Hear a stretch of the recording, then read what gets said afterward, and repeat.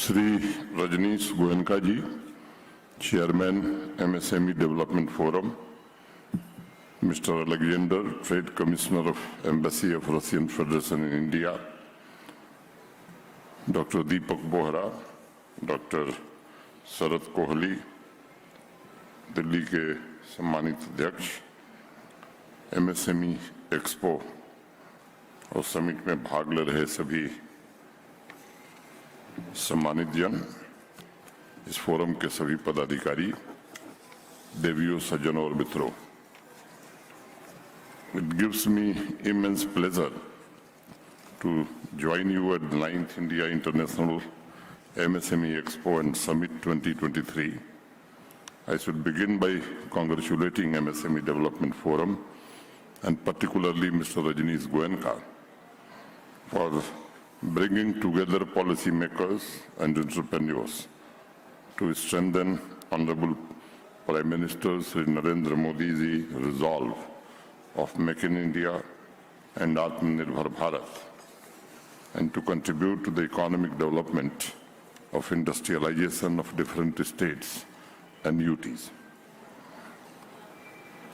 ये सच है कि आज भी MSME की कोई एक परिभाषा नहीं बनी जिसे यूनिवर्सल एक्सेप्टेंस मिली हो, लेकिन एक दूसरा सच भी है कि यही एकमात्र ऐसा सेक्टर है जो एक साथ दुनिया भर के सभी देशों में हो रहे economic growth, job creation, seamless delivery of public goods and services को भी सुनिश्चित करता है तथा समाज में फैली आर्थिक असमानता को समाप्त करके एक समरस समाज बनाने में अपनी भूमिका का महत्वपूर्ण योगदान करता है। और तब मैं कह सकता हूं कि it is the backbone of economy and the key driver of rapid industrialisation. मुझे आप सबके सामने ये बात कहने में कोई गुरेज नहीं है कि मैं इसका इंतजार कर रहा था MSME एक्सपो का। ये एक ऐसा सेक्टर है जिसने देश के आर्थिक विकास को समावेशी बनाया है, इंडस्ट्रीज को एम्प्लॉयमेंट फ्रेंडली बनाया है तथा अगर मैं इंडस्ट्रियल डेवलपमेंट के दृष्टिकोण से कहूं तो एक क्षेत्रीय संतुलन भी कायम किया है। और इसलिए आज ये समय की आवश्यकता है कि सभी स्टेक होल्डर्स के बीच संवाद भी गहरा हो, पॉलिसी मेकर और एंटरप्रेन्योर्स पार्टनर की तरह काम करें और इस सेक्टर की व्यवस्था ट्रांसपेरेंट हो, पारदर्शी हो तथा दुनिया भर में जो परिवर्तन हो रहे हैं उनके अनुकूल हो, ताकि भारत दुनिया के मैन्युफैक्चरिंग हब बनने की दिशा में तेजी से आगे बढ़ सके और सबके सपनों को सच किया जा सके। दुनिया की जितनी भी विकसित अर्थव्यवस्थाएं हैं उनके इकोनॉमिक ग्रोथ के पीछे MSMEs की एक बड़ी भारी ताकत है। अगर अनेक उतार चढ़ाव के बावजूद आर्थिक समृद्धि का कोई आधार साबित हुआ है तो ये छोटे उद्यम ही हैं। अगर उद्यमिता के भविष्य को किसी ने सबसे ज्यादा सामर्थ्यवान बनाया है तो वो भी MSME है। अगर रोजगार सृजन और नए इनोवेशन में गति आई है तो उसके पीछे भी MSMEs हैं। देश तथा जम्मू कश्मीर के भावी एंटरप्रेन्योर्स से मैं अनुरोध करूंगा कि अगर MSMEs में आप इन्वेस्ट कर रहे हैं तो वो मात्र एक उद्यम नहीं है, बल्कि आप अपने देश में, जम्मू कश्मीर में वहां के भविष्य के निर्माण में योगदान दे रहे हैं। अगर आंकड़ों की मैं बात करूं तो MSMEs विश्व के अनेक देशों के घरेलू सकल उत्पाद में सबसे महत्वपूर्ण भूमिका का निर्वहन आज कर रहा है। चाइना में 60%, जर्मनी में 57%, जापान में 55%, साउथ कोरिया में लगभग 50%, वेस्टर्न यूरोप, जापान और अमेरिका में कुल एम्प्लॉयमेंट का लगभग 55 to 80% स्मॉल और माइक्रो एंटरप्राइजेस प्रोवाइड कर रहे हैं। चीन में 75% अर्बन एम्प्लॉयमेंट MSMEs प्रोवाइड करता है।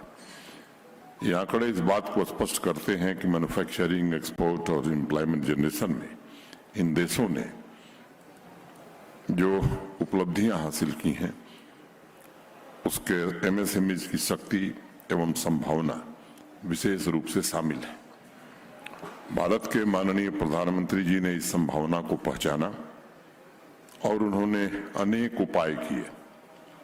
मेक इन इंडिया, आत्मनिर्भर भारत के संकल्प के साथ एमएसएमईज के लिए कैसे अधिक से अधिक सपोर्ट सरकार दे सकती है, इसकी व्यवस्था की। मैं मानता हूं कि प्रधानमंत्री जी के नेतृत्व में एमएसएमईज भारतीय अर्थव्यवस्था का सबसे जीवंत तथा गतिशील सेक्टर बनकर उभर रहा है। न सिर्फ ये उद्यमिता को बढ़ावा दे रहा है, बल्कि रोजगार सृजन में भी ये लगातार वृद्धि कर रहा है। 2020 में 2020 में एमएसएमईज की परिभाषा एवं नए मानदंड अधिसूचित करने के अलावा अनेक नीतिगत पहल के माध्यम से एमएसएमईज को सशक्त बनाने का प्रयास हमारे देश में हुआ है।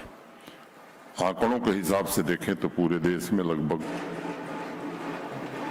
63 मिलियन से ज्यादा एमएसएमईज हैं, जिन्होंने 111 मिलियन जॉब्स क्रिएट किए हैं, जिसका लगभग 59.5% रूरल एरियाज में है।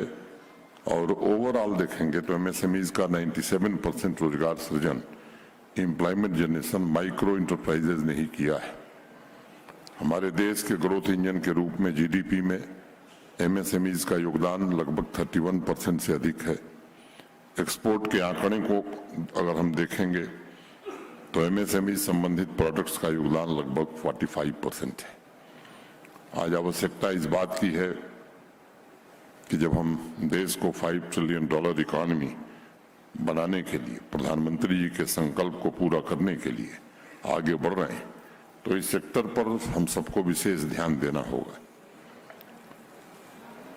चर्चा हुई, मेरे पहले वोरा साहब ने बताया 2019 के परिवर्तन के बारे में। 2020 से मैं वहां हूं और इस बिजनेस को कैसे नई गति दी जा सकती है, इसकी कोशिश शिद्दत से की जा रही है। और मुझे लगता है कि भारत का जो मुकुटमणि जम्मू कश्मीर है, उसकी मिट्टी में माइक्रो तथा स्मॉल इंटरप्राइजेस के लिए स्कोप बहुत है।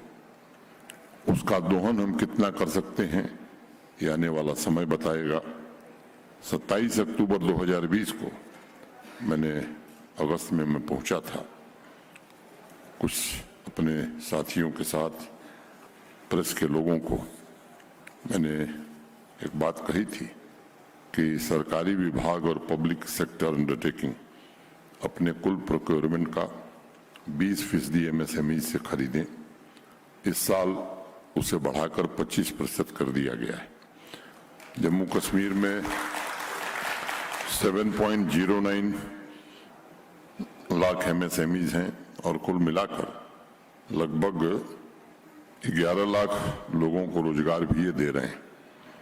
राष्ट्रीय परिप्रेक्ष्य में अगर हम तुलना करते हैं तो भारतवर्ष के कुल एमएसएमई का 1.9% जम्मू कश्मीर में है। और एम्प्लॉयमेंट की दृष्टि से हम देखते हैं तो करीब करीब 1%, 0.98% है। पिछले 3 सालों में इस महत्वपूर्ण क्षेत्र में तीव्र विकास के लिए तथा मौजूदा रुकावटों को दूर करने के लिए अनेक उपाय किए गए हैं। स्वयं भी व्यक्तिगत रूप से मैं रुचि लेता हूं। अनेक इस प्रकार के इंटरवेंशन किए गए हैं जिसका असर अब जमीन पर दिखने लगा है।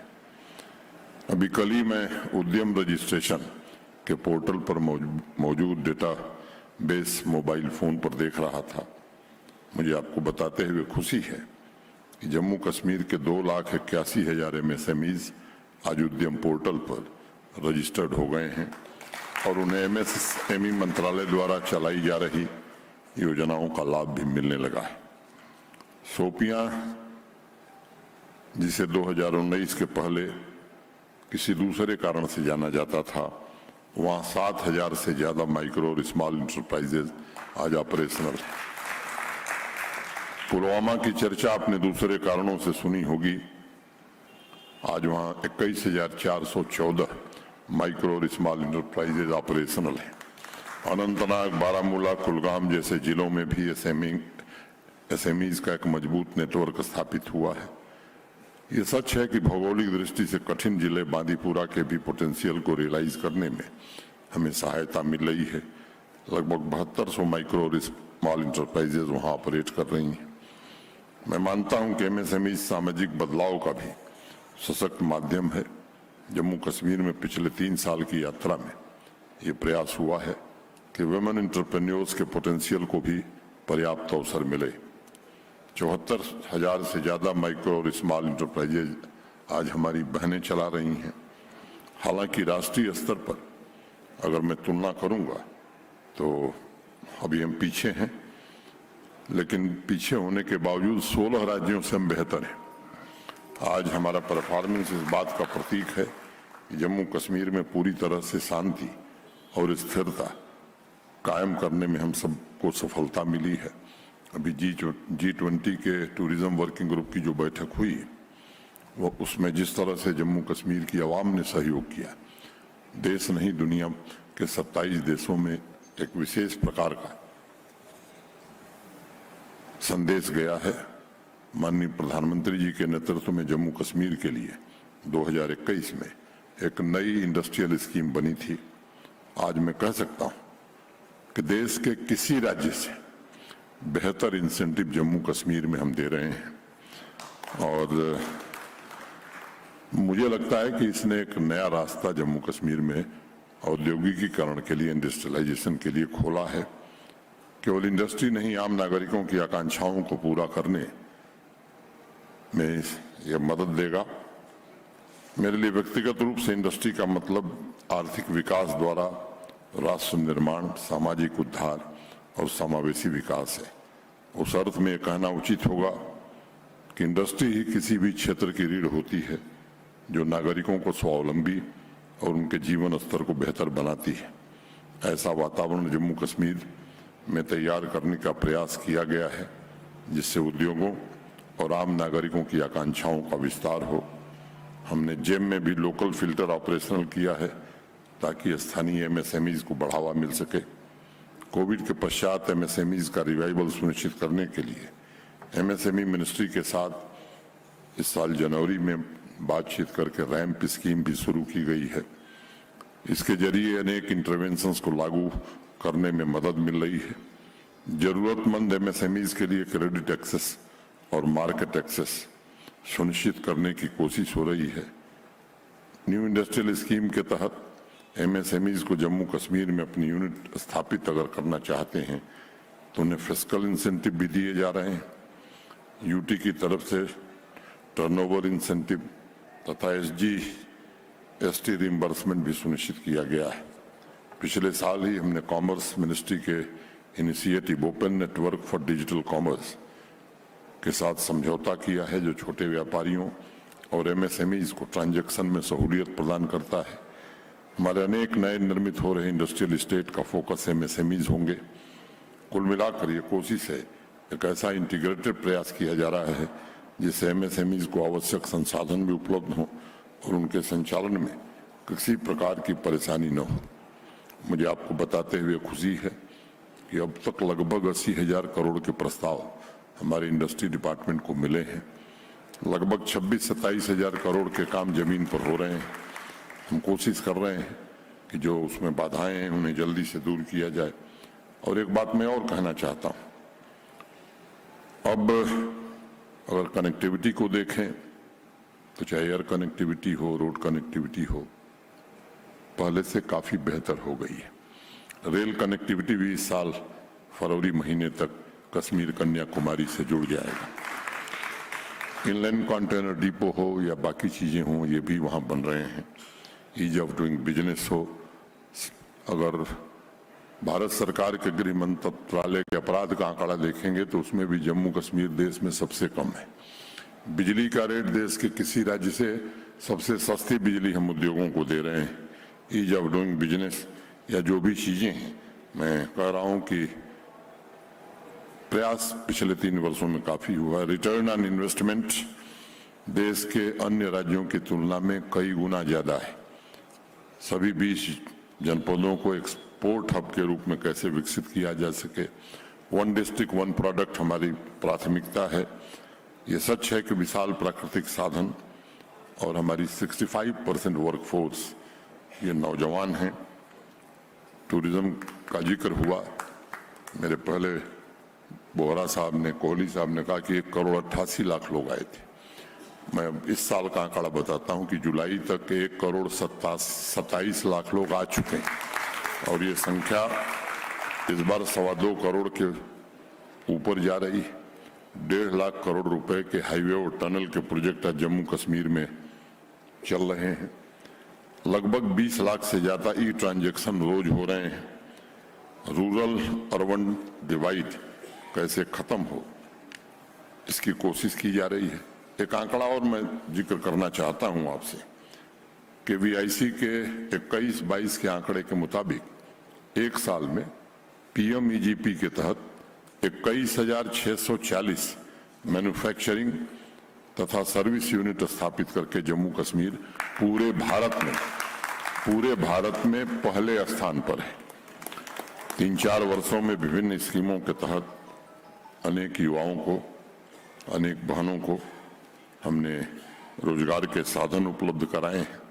सैफरन हो, एप्पल हो, वॉलनट हो, चेरी हो, आलमंड हो, ये ऐसी चीजें हैं जो सबसे सुविधापूर्वक हमारे यहाँ ज़्यादा उपलब्ध होती हैं और इनकी प्रोसेसिंग कैसे की जा सकती है।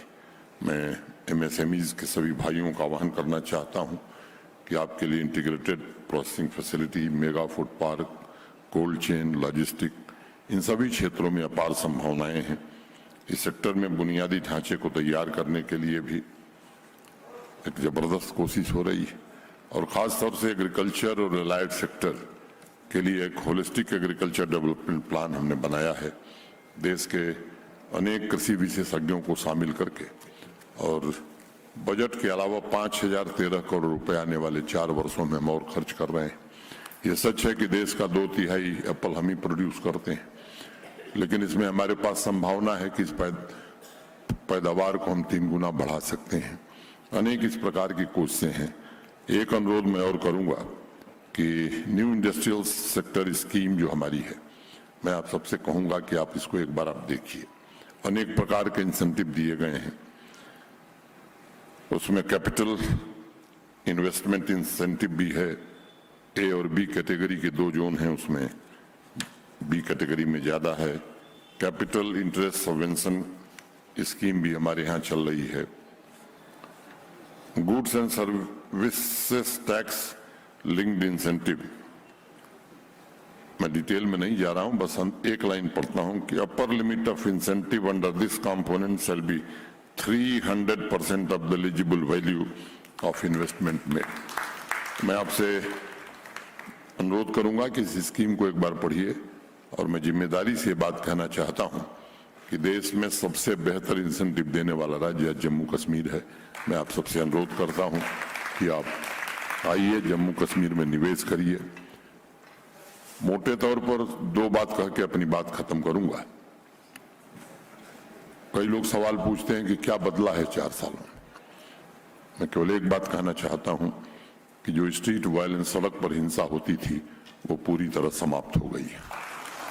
दूसरी बात मैं कहना चाहूंगा कि आतंकवादी, अलगाववादी संगठन हो या हमारा पड़ोसी हो जो आतंकवाद का जनक है पाकिस्तान, लगभग 150 से ज्यादा दिन ऐसे होते थे कि बंद कॉल की जाती थी, वहां से स्कूल, कॉलेज, बिजनेस, ट्रेड बंद हो जाते थे। अब इतिहास की बात हो गई। तीसरी बात मैं कहना चाहता हूं कि अब वहां का नागरिक अपनी मर्जी से जीने के लिए स्वतंत्र है। किसी के डिक्टेट के आधार पर अब जम्मू कश्मीर का आम नागरिक नहीं रहना है। और अंतिम बात करके अपनी बात खत्म करूंगा। अंधेरा हो इसके पहले लोग घर में जाने की कोशिश करते थे। अब श्रीनगर शहर में 10 बजे रेस्टोरेंट भी खुले हुए मिल जाएंगे, सिनेमा थिएटर भी आप देख सकते हैं। और झेलम के किनारे गिटार लिए हुए नौजवान देर रात तक आइसक्रीम खाते हुए यूरोपियन शहरों की तरह गीत गाते हुए दिखेंगे। ये पिछले 4 वर्षों का परिवर्तन है। मैं गोयनका जी का, इनकी पूरी टीम का बहुत आभारी हूं। मुझे आपने अवसर दिया।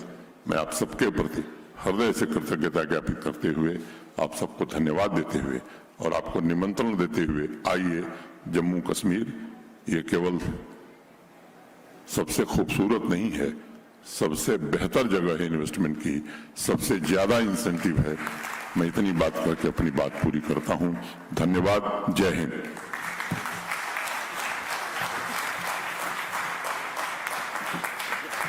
कुछ अवार्ड दिलवाने हैं।